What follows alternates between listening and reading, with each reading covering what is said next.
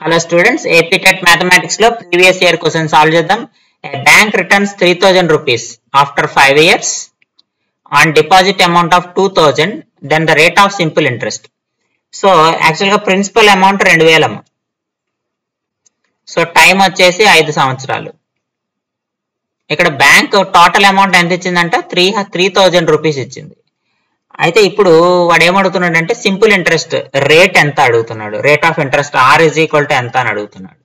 So మనము principal 2000 అయితే అసలు మొత్తం టోటల్ అమౌంట్ 3000 అయిందంటే ఇంట్రెస్ట్ ఎంత అయినట్టు 3000 మైనస్ 2000 అంటే 1000 రూపాయలే కదా, 1000 రూపీస్ అయింది.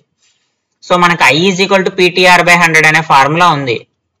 PTR/100 అనే ఫార్ములా ఉంది. దీంట్లో ఈ సబ్స్టిట్యూట్ చేసేస్తే మనకి డైరెక్ట్ గా R వాల్యూ వచ్చేస్తుంది.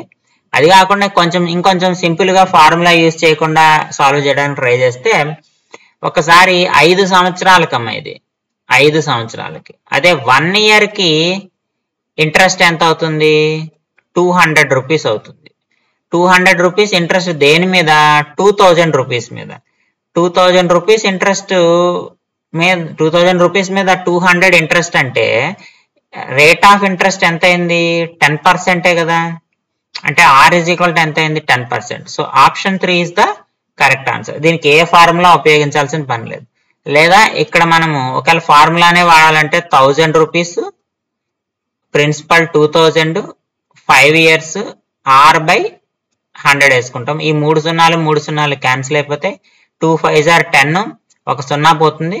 So R is equal to మళ్ళీ ఎంత వస్తుంది, 10% వస్తుంది. సో ఫార్ములా వాడినా అదే వస్తుంది, లేదా ఇలా 1 ఇయర్ సింపుల్ ఇంట్రెస్ట్ క్యాలిక్యులేట్ చేసినా కూడా అదే వస్తుంది.